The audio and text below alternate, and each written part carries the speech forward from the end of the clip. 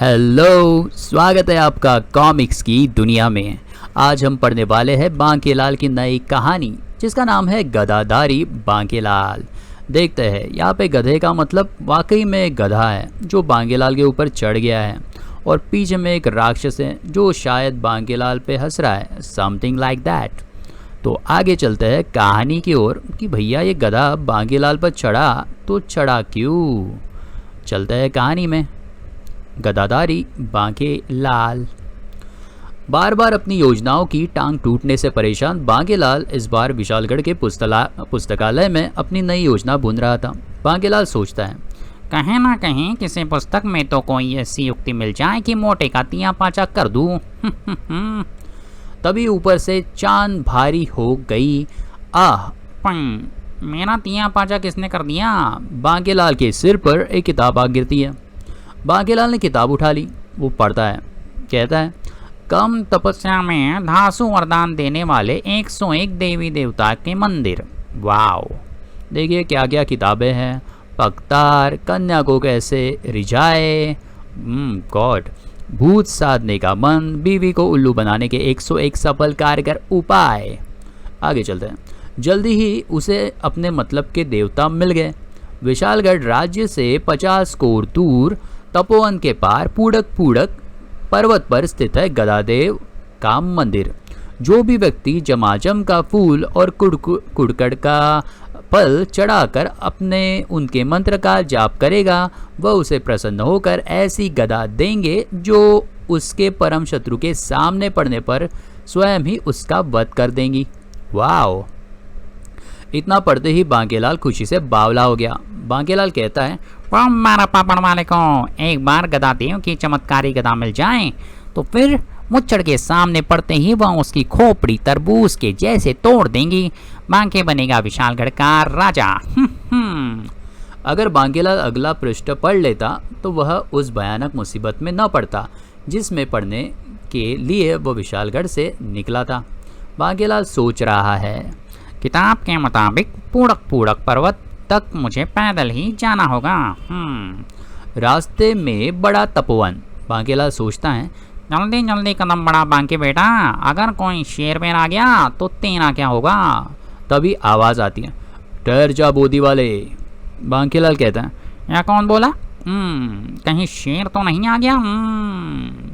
एक आदमी है, वो आदमी कहता है, हम शेर नहीं पर शेर से कम भी नहीं।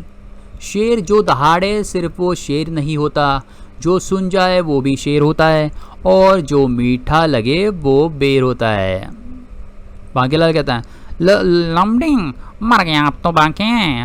वो आगे कहता है, बड़े दिनों बाद कोई बकरा फंसा है, मेरा मतलब कोई बंदा मिला है मेरी ताज़ी नई करारी फड़फड़ाती कविता सुनने के लिए। बांकेलाल कहता है, लमडिंग भैया, मुझे जम का फूल खोज कर पूड़क पर्वत पर जाना है, मैं कविता लौट कर सुनता हूँ। तो लमडिंग अपना हाथ लंबा करता है और बांकेलाल को दबोचता है, कहता है, मेरी कविता सुने बगैर यहाँ से कोई भी आगे नहीं जा सकता। अगर कविता सुनोगे तो मैं तुम्हें जमाजम के फूल का पता बता दूंगा। सुन बांके, तू वो पहला खुशकिस्मत इंसान है जो मेरी यह बेहतरीन कविता लिखे जाने के बाद पहली बार सुन रहा है। बांकेलाल कहता है, लमडिंग की कविता शुरू हुई। वो कहने लगा, आओ सुनाए प्रेम की एक कहानी। एक लड़का था, एक थी लड़की दीवानी। लड़की भी हंस रही थी, लड़का भी हंस रहा था। हंस तो हम भी रहे थे, हंस तो सभी रहे थे। हंसने में बत्ती सी भी दिख रही थी, पर हंस तो वो भी रहे थे जिनकी बत्ती सी नहीं थी। हंसते हंसते कट जाए रस्ते, लंबे रस्ते, छोटे रस्ते, सीधे रस्ते, टेढ़े मेढ़े रस्ते, चिकने रस्ते, उबड़ खाबड़ रस्ते, बाग बाग बाग बाग। बांकेलाल पागल हो गया उसकी कविता सुन के। बांकेलाल सोचता है, इससे तो अच्छा होता कि शेर ही आ जाता। जल्दी कोई रास्ता सोच बांके, इससे पीछा छुड़ाने का, वरना ये तो तेरे रास्ते लगा देगा। आगे वो सोचता है, कहता है, आखिर बांके के दिमाग की बत्ती जली और बांकेलाल सोचता है, यहाँ सोच गई युक्ति इसकी बकबक से बचने और जमाजम के फूल का पता निकलवाने की। बांकेलाल कहता है, कविता के बीच में लमडिंग सांस लेने के लिए चुप हुआ तो बांकेलाल ने कहा, वाह, वाह लमडिंग जी, बहुत ही बेहतरीन कविता है। लमडिंग कहता है क्या सची? ए बांकीलाल कहता है मुच्छी इस बेहतरीन कविता को सुनने के बाद झमाझम का फूल पता सुनना तो ऐसा लगेगा जैसे गाजर के हलवे के बाद करेले का रस। तो लमडिंग कहता है, उसके पहले बांकीलाल कहता है आप ऐसा करो, मुझे पता पहले बता दो, फिर पूरे लुत्फ के साथ आगे की कविता सुनूंगा। लमडिंग कहता है हाँ, ये ठीक रहेगा। हाँ, ही सुन बांके, यहाँ से नाक की सीन में चलते चलते चले जाना, आगे के 2 पेड़ मिलेंगे और एक पर एक भी पत्ता नहीं है, दूसरे पर पत्ते ही पत्ते हैं, पर उनमें से किसी भी पेड़ पर झमाझम का फूल नहीं उगता। उन दोनों पेड़ों के आगे भी नाक की सीध में चले जाना, आगे एक झील आएगी, उसमें ढेरों फूल खिले हैं, पर उसमें भी झमाझम का फूल नहीं खिलता। बांकेलाल गुस्से में आ रहा है, फिर से बांकेलाल सोचता है उसे झील में डूबकर मर क्यों नहीं जाता, कमबख्त भयानक। बांकेलाल वो आगे कहता है लमडिंग उस झील के आगे भी नाक की सीध में चलते चले जाना। तो बांकेलाल सोचता है तेरे नाक न तोड़ दूं मैं एक और बार। तो आगे फिर वो लमडिंग कहता है सामने एक बरगद का पेड़ आएगा, पर उस पर भी झमाझम का फूल नहीं उगता। उस पेड़ के कोटर में रहते हैं ऋषि पप्पी ओ आचार्य, वो तुम्हें झमाझम फूल का पता बताएंगे। बांकेलाल कहता है तू भी भूत बनकर उसी बरगद पर लटक जा। लमडिंग के बच्चे, जी करता है कि तेरी दाढ़ी में चट्टान बांधकर तुझे किसी पहाड़ी की चोटी से फेंक दूं। लमडिंग आगे कहता है अब आगे की कविता सुन। दिल ना लिया दिल ना दिया तो बोले ना बोले क्या किया, कुछ तो किया ही होगा, हमने तो बहुत कुछ किया, बक बक बक बक। कुछ देर बाद जब लमडिंग ने आंखें खोली तो लमडिंग देखता है आंखों में तेरी अजब सी अदाएं है, आंखों में तो मोतिया बिंद भी होता है। आए बांकेलाल कहाँ गायब हो गया। लमडिंग गुस्सा हो जाते हैं, बांकेलाल धोखेबाज, बिना मेरी कविता सुने भाग गया, दोबारा मेरे हत्थे चढ़ेगा तो पूरी 101 कविता सुनाऊंगा। बांकेलाल आगे बढ़ गया। बांकेलाल लमडिंग की बताई जगह पर पहुंचा। लमडिंग की बताई जगह पर पहुंचने के बाद बांकेलाल कहता है लमडिंग के बताए अनुसार यही पेड़ होना चाहिए, अंदर झांक कर देखता हूँ कोई है क्या। कौन है बे? अंदर से आवाज आई। प्रणाम ऋषिवर। ऋषिवर कहता है ऋषिवर के बच्चे, शर्म नहीं आती अकेले ऋषि के कोटर में इस तरह झांकते हुए? कौन है तू ककड़ी, मुझसे क्या काम है तुझे? बांकेलाल ने बताया वहाँ आने का प्रयोजन। तो वो ऋषि कहता है हम तुझे झमाझम के फूल के और कुड़कुड़ के फल का पता बताएंगे, परंतु हमारी एक शर्त है, तुझे हमारी दुख भरी कहानी सुननी पड़ेगी। बांकेलाल कहता है, मतलब सोचता है, आसमान से गिरे खजूर में अटके। और वो अपनी कहानी स्टार्ट करता है। पप्पी पोचारे शुरू हो गए। जब मैं पैदा हुआ तब से ही मेरी चोंच बाहर निकली हुई थी। सब ने मेरा नाम पप्पी पो रख दिया, तो इसका नाम था पप्पी पो। जब जवान हुआ तो मेरे भी दिल में अरमान जागे कि पेड़ों के आगे पीछे किसी कन्या के साथ घूमूं, प्यार के युगल गीत गाऊं, और उसे कन्या पसंद आ गई। और एक दिन मुझे मेरे ख्यालों की मलिका दिखाई दी। वो हमारे ही देश की राजकुमारी थी, परंतु प्यार ऊंच नीच जात पात कुछ नहीं देखता। मैं मौका देखकर अपने प्यार का इजहार करने के लिए उसके पास पहुंच गया। लमडिंग ऋषि, राजकुमारी जी, मैं आपसे बहुत प्रेम करता हूँ। राजकुमारी कहती कौन हो तुम? पप्पी पो। इसका नाम पप्पी पो होता है।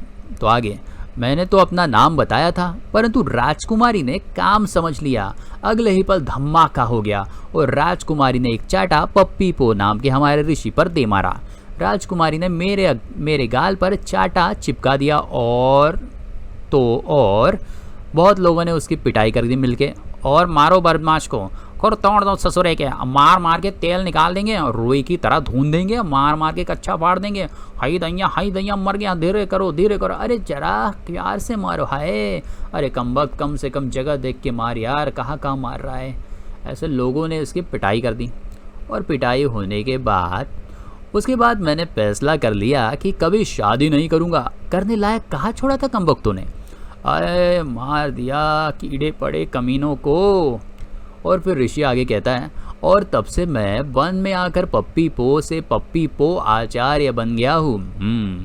सुड़क नाक बहना, नाक बह रही थी इनकी। अच्छा आगे की बात बांकेलाल कुछ कहता है, रो मत ऋषिवर, यहाँ लो रुमाल, अपने आंसू पोंछ लो। पिछले हफ्ते सर्दी हो गई थी तो इसी से नाक पहुँची थी, आज सुबह जूते भी इसी से पहुँचे हैं। ऋषि कहता है, यह बांकेलाल का बच्चा मेरी दुख भरी कहानी सुनकर मुझ पर ही कर रहा है। अभी मज़ा चखाता हूँ। अच्छा भाई बांके, तूने मेरी कहानी सुनी, अब मैं तुझे पता बता देता हूँ। यहाँ से नाक की सीध में चलते चले जाना, एक गुफा आएगी, उस गुफा में एक भला मानव रहता है, और फिर उसी गुफा में एक पौधा है जिस पर जमाजम का फूल और कुड़कुड़ का फल लगता है। आगे वो कह रहा, बांकेलाल कहता है, बहुत बहुत धन्यवाद ऋषिवर, अब मैं चलता हूँ। आज्ञा देख आग लगे तेरी दाढ़ी को। आगे वो ऋषि कहता है, जा बेटा बांकेलाल, बहुत हंस रहा था ना, अब देखता हूँ कितनी हंसी निकलती है। बांकेलाल गुफा के पास आया। बांकेलाल वहाँ से दुड़की में हो लिया। गुफा पहुंचकर बांकेलाल कहता है, पहले सोचता है, यही गुफा लगती है, पुकार के देखता हूँ, कोई है? अंदर से आवाज़ आती है, अंदर तो है पर बाहर कौन है? बांकेलाल कहता है, मैं बांकेलाल हूँ, भले मानव जी जरा बाहर तो आइए। अभी आता हूँ। और बाहर आता है राक्षस, परंतु मैं भला मानव नहीं, बुरा दानव हूँ। ही साडा नाम है राक्षस झप्पी बाई, आजा झप्पी पाले। बांकेलाल कहते हैं, पप्पी पोपाचार्य के बच्चा, तुझे तो मैं देख लूँगा अगर देखने लायक बचा तो। और राक्षस कहता है, मैं अपने शिकार को झप्पी देकर मारता हूँ, आज झप्पी पाले, आजा झप्पी पाले। तो बांकेलाल कहता है, जल्दी कोई युक्ति सोच बेटा बांके, वरना तेरा विशालगढ़ का राजा बनने का सपना ही रह जाएगा। सोच कहीं युक्ति। बांकेलाल कहता है, तनिक रुको झप्पी यारे प्यारे। राक्षस कहता है, आए। आगे बांकेलाल कहता है, मरने से पहले मेरी एक अंतिम इच्छा है। तो वो कहता है, जल्दी बको। मैं चाहता हूँ कि पहले तुम उस पेड़ को झप्पी देकर आओ। तो वो राक्षस कहता है, बड़ी अजीब इच्छा है, कहीं यह तुम्हारी कोई चाल तो नहीं? मैं नहीं जाता। हाँ नहीं जाता तो।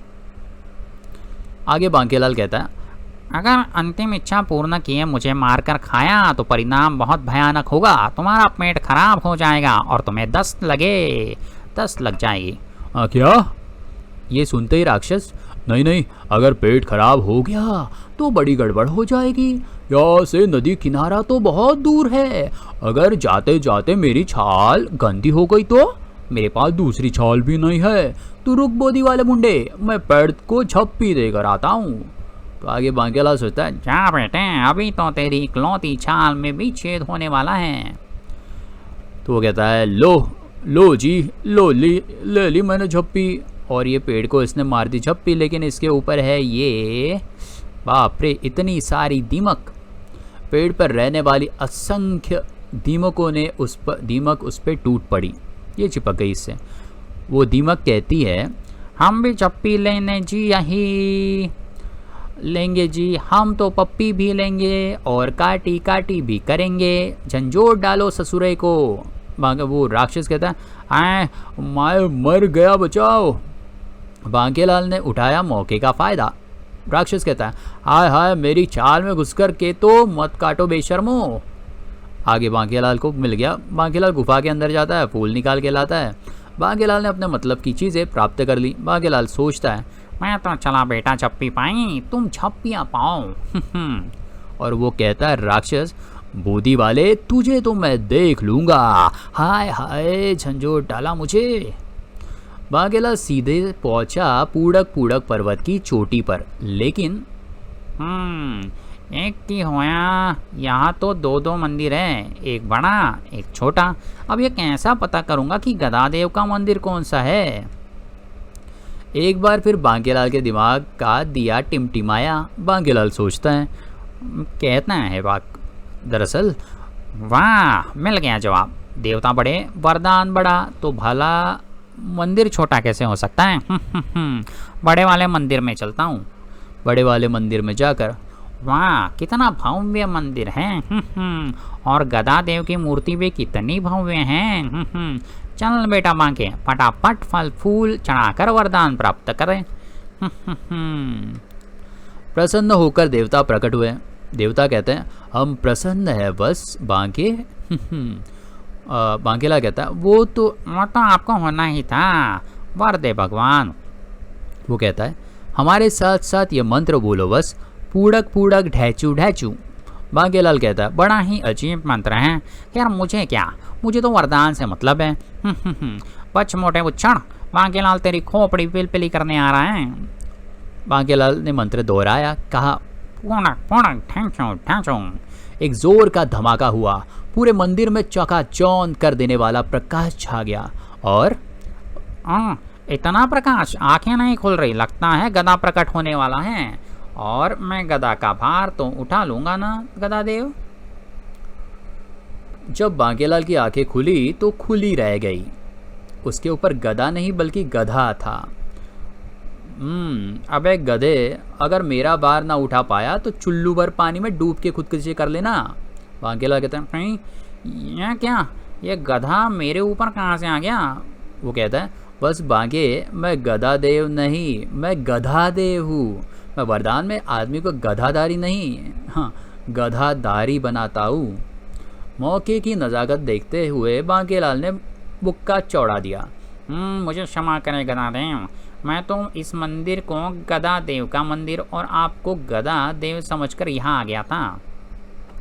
आगे वो कहते हैं, आप कृपा करके अपना ये वरदान वापस ले लें। तो वो कहता है, मैं दिया हुआ वरदान वापस नहीं ले सकता बांकेलाल। इस मायावी गधे से अपना पीछा छुड़ाने का रास्ता तुम्हें स्वयं खोजना होगा। अच्छा अप्पा, चलते रहेंगे। आगे बांकेलाल कहता है, मुसीबत तो मैंने सर पर छोड़कर कहाँ गया, ओए गदा देव। आगे गधा कहता है, अबे चुप हो जा, अब क्या रो रो कर यहाँ बाढ़ लाएगा तेरी, तो रुक जा गधे के बच्चे, अभी पटकता हूँ तुझे ज़मीन पर। तो बांकेलाल उसे ज़मीन पर पटकने की कोशिश करता है। सारे दाव पेच फेतरे आजमाने पर भी गधा अपनी जगह से टस से मस नहीं हुआ। गधा कहता है, नाच मेरी बुलबुल की पैसा मिलेगा, कहा कदरदान तुझे ऐसा मिलेगा। बांकेलाल कहता है, अरे कम्बक, गोंद लगा के चिपक गया है मेरी पीठ से, उतरता ही नहीं। आगे हार मानकर बांकेलाल बाहर से निकल पड़ा। आगे जाकर बांकेलाल सोचता है, अब यार रुकने का कोई फायदा नहीं है, क्या मुसीबत तो मेरे गले पड़ ही चुकी है। तपोवन जाकर किसी ऋषि मुनि को पकड़ता हूँ, शायद वो मुझे इस मुसीबत से छूटने का उपाय बता दे। तो गधा कहता है, ज़्यादा सोच मत बांके, घुटने दर्द करने लगेंगे, फिर मुझे उठाकर कैसे चलेगा। बांकेलाल कहता है, बंद कर अपनी ढांचू ढांचू। तो गधा कहता है, यूँ रूठो ना हसीना, मेरी जान पे बन आएगी, मेरी जान पे बन आएगी। वाह। दूसरी तरफ गदादेव के मंदिर से निकल रहा था जादूगर गलाटा गुरु, जिसके कांधे पर थी गदा। वो सोचता है, जादूगर गलाटा, आहा, आखिर मैंने मायावी गदा वरदान में प्राप्त कर ली। अब मैं विशालगढ़ के राजा विक्रम सिंह को नहीं छोड़ूंगा। मुझे आज ही वह दिन भली भांति याद है, आज भी वह दिन भली भांति याद है जब विशालगढ़ के राज दरबार में मेरा घोर अपमान हुआ था। उसे वो दिन याद आता है। उस दिन क्या हुआ था? मैं अपने जादूगरी के करतब दिखाने विशालगढ़ के राज दरबार में गया था। तो राजा ने कहा था, कहो जादूगर, कैसे आना हुआ? तो जादूगर ने कहा था, महाराज की जय हो, मेरा नाम गलाटा गुरु है, मैं आपके सामने अपने हुनर का नमूना पेश करने की इजाज़त चाहता हूँ। तभी मोहक, मैं अपने करीब अपने कर्तव्य शुरू करने ही वाला था कि एक मेंढक मेंढक आ गया राजा के ऊपर। मोहक कहता है, ओए मेरा मेंढक। तो कहता है, मैं आज आप सबको ऐसा कर्तव्य दिखाऊंगा जो आपने कभी पहले नहीं देखा होगा। आगे वो मेंढक इसके धोती में घुस गया। किसके? जादूगर के। राजकुमार का मेंढक मेरे पायजामे में घुस गया। ट्रर, मैं भी करतब दिखाऊंगा। ट्रर, और मेरी बोलो तारा तारा कर दी बूम। पुई, मेरे पैजामे में क्या घुस गया? ट्रर, उदम मचा दूंगा अंदर घुसकर। ट्रर। रानी कहती है, ऐसा कर्तव्य तो हमने सचमुच पहली बार देखा है। ये जम करने लगता है, उछल कूद करने लगता है। बड़े राज दरबार में मेरी जमकर खिल्ली उड़ी। राजा कहा, अरे ये तुम्हारे पायजामे में कैसी आवाजें आ रही है जादूगर? मोह कहता है, छी छी, कहाँ से आवाजें निकाल रहा है ये जादूगर? बांकेलाल कहता है, ये तो बावला हो गया। इधर बड़ा मजेदार तमाशा है भाई, पायजामे का नाड़ा पकड़ कर रखना जादूगर। और फिर जादूगर ने कहा, महाराज ने कहा, जाओ जादूगर, हसोड़े विदूषक के कर्तव्य दिखाओगे? वहाँ पे जादूगर कहता है, गुरु तुम सबसे बदला जरूर लूंगा। अपमान और प्रतिशोध की अग्नि में जल रहा था मैं, अब मेरा बदला पूरा होगा। विशालगढ़ मैं आ रहा हूँ। इधर बांकेलाल तपोवन पहुंचा। बांकेलाल सोचता है, कहता है, अब किस ऋषि को ढूंढूं जो मेरा इस मुसीबत से पीछा छुड़ा सके। चल मेरे बांके, टिक टिक टिक। आगे किसी की आवाज़ है, मिल गया बोधी वाला, मिल गया। अब तो मेरी कविता सुननी पड़ेगी। बांकेलाल सोचता है, अरे बाप रे, यह तो लंबड़िंग की आवाज़ है। सर पर सवार एक गधा कम था क्या जो दूसरा भी सवार होने आ गया? इधर लंबड़िंग कहता है, अरे बोधी वाले, तूने गधा क्यों उठाया हुआ है? बांकेलाल कहता है, एक कंधा खाली है इस है इसका। गधा कहता है, एक कंधा खाली है इसका, उस पर तू सवार हो जा टुंडे, तुझे भी उठा लेगा ये। अरे गधा तो होकर आदमी की तरह बोलता है। लंबड़िंग कहता है, बड़ा बदतमीज है। उधर लिखा, लंबड़िंग कहता है, तू भी तो आदमी होकर गधे की तरह बोलता है, तू बंदर की तरफ फटी कमीज है। मैं गधों के मुंह नहीं लगता, मतलब तू अपने मुंह भी नहीं लगता। इस तरह से इन दोनों के बीच में बातें होती हैं।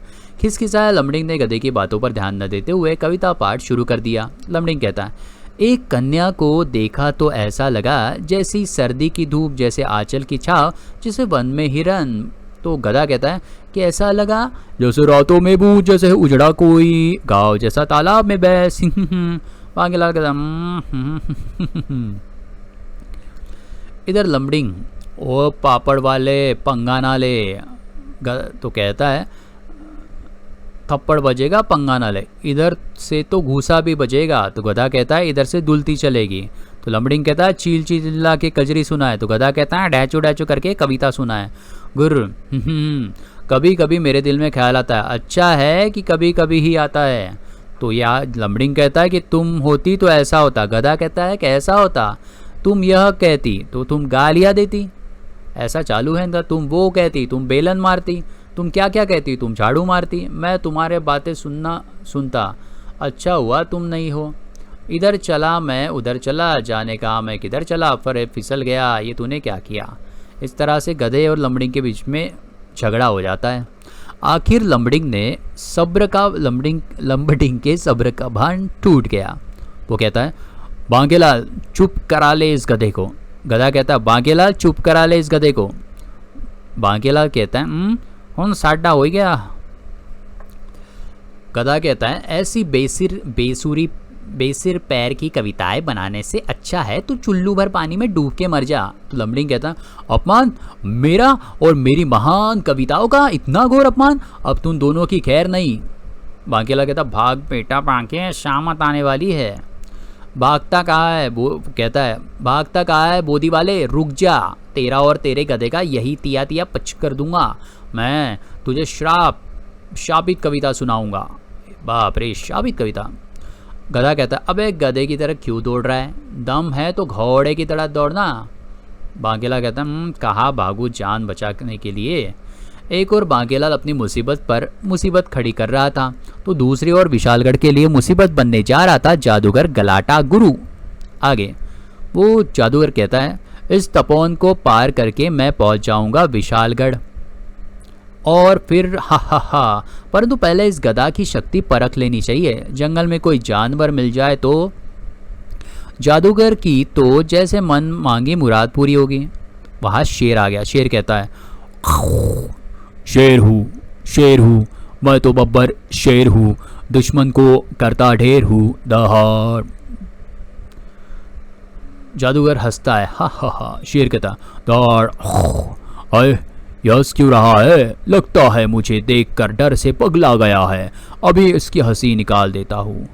इसके पहले कि शेर गलाटा गुरु पर झपट पड़ पाता, अब तेरी खैर नहीं, भून कर रख दूंगा। अय यह क्या जादू है? अपना काम खत्म करके गदा जादूगर के पास वापस लौटी। क्यों? गदा ने इसको धो डाला शेर को। अगले ही पल शेर की चंपी शुरू हो गई। अय मर गया, मेरा केड़ा कसूर क्या था भाई, मुझे क्यों मारा? अपना काम खत्म कर गदा जादूगर के पास वापस लौट आई और बेचारा शेर गिर पड़ा है। वाह, यह गदा तो सचमुच राजा विक्रम सिंह की खोपड़ी तोड़ देंगी। अपने स्वामी की दर्द भरी पुकार सुनकर शेरनी वहां पहुंच गई। शेर कहता है, अप्पा चलेंगे, मैं नहीं बचने वाला, पर मेरे हत्यारे को मत छोड़ना। तो वो शेरनी कहती है, स्वामी तुम मुझे छोड़कर नहीं जा सकते, कल ही तो मैंने खरगोश की पसलियों के कड़े अपने लिए बनवाए थे, अगर तुम मर गए तो उन्हें कैसे पहनूंगी? अरे भुक्कड़ दहाड़ खबेड़ू डकारू जल्दी आओ। सारे शेर आ गए। जल्दी ही शेरों का पूरा कुटुंब वहाँ इकट्ठा हो गया। वो कहने लगे, बताओ चबाओ, तुम्हारा यह हाल किसने किया? दूसरा शेर कहता, हम उसकी बोटी चबा जाएंगे गाड़। तो वो कहता, हाँ मैं एक बार उसका नाम का पहचान बता दो, उसकी तो हड्डियाँ चबचाऊंगा। वो कहता है, मुझे जिसने मारा उसके कंधे पर उठाया था एक ग अंतिम डकार। ग के आगे कुछ नहीं कह पाया वो। नहीं स्वामी। भाइयों, चबाऊ तो अपनी बात खत्म कर पाने से पहले खुद ही खत्म हो गया, परंतु अब हम सबको मिलकर इसके हत्यारे को ढूंढना है। ऐसा मनुष्य की तलाश करो जिसके कंधे पर ग से शुरू होने वाली चीज़ उठा रखी हो। सभी शेर अपने साथी के हत्यारे को खोज में निकल पड़े। उधर लमडिंग से जान बचाता बांकेलाल पहुंचा ऋषि पप्पी पो आचार्य के पास। आए बांकेलाल, गदा उठाकर मेरी तरफ क्यों दौड़ा आया रे? वो कहता है, ऋषिवर मुझे अपने बरगद में छुपा लो। गदा अपनी बदमाशियों से बाज नहीं आ रहा। वो कहता है, ये चोच क्यों निकली है? मेरी पप्पी लगा लेगा क्या दाढ़ी वाले? तो ऋषि कहता है, बांकेलाल तेरे गधे ने मेरा उपहास किया है। बांकेलाल कहता है, चुप हो गधे, यह तुझसे कह रहा है दड़ियल। ऐसा गधा कहता है। बांकेलाल तेरा यह दुस्साहस कि तूने मुझे गधा कहा, ऐसे ऋषि उसे कहते हैं। तो बांकेलाल और ऋषि के बीच में झगड़ा लगा रहा है ये गधा। ऋषि कहता है, तू पहले ही मेरा उपवास करके गया था, अब फिर से इस गधे के साथ मेरा उपहास करने आया है। अभी तुझे श्राप देता हूँ। आगे वो कहता है, ऋषि पंगाचार्य, ऋषि शेडेश्वर, ऋषि कलंकाचार्य, लंगोटेश्वर, शापदेव आचार्य, आँख माराचार्य, बावलाचार्य, सब के सब बाहर आओ। इस बोधी वाले और इसके गधे ने मेरा उपवास किया है, सब मिलकर इसे श्राप दो। ऋषि कहता है, यह बोधी वाला हमेशा हम भोले भोले ऋषियों के कान में तिनका करता है, आज इसे नहीं छोड़ेंगे। सब घेर लो इसको, आज मिलकर श्राप देंगे। हाँ, श्राप देकर जू बना देंगे। नहीं, जू नहीं बनाएंगे, हमारा ही खून पिएगा, इसे बंदर बना देंगे। ये इतने सारे बावले कहाँ से निकला है? बांकेलाल सोचता है, जैसे पागल खाने का द्वार खुल गया क्या? आगे, मर गया बेटा बांके, इस गधे ने तो तेरे दोनों बाजे बजवाने का पूरा इंतजाम कर दिया है। इतने सारे ऋषि मिलकर न जाने कितने श्राप देंगे। और यहाँ पे ख़त्म होता है हमारे कहानी का पहला पार्ट। हम मिलते हैं इस कहानी के दूसरे पार्ट में, जहाँ हम देखेंगे कि बांकेलाल को कौन सा श्राप दिया और ये गधे की मुसीबत से निकल भी पाया कि नहीं। मिलते हैं इस कहानी के अगले पार्ट में। तब तक के लिए अपना ख्याल रखिए। शब खैर, बाय बाय।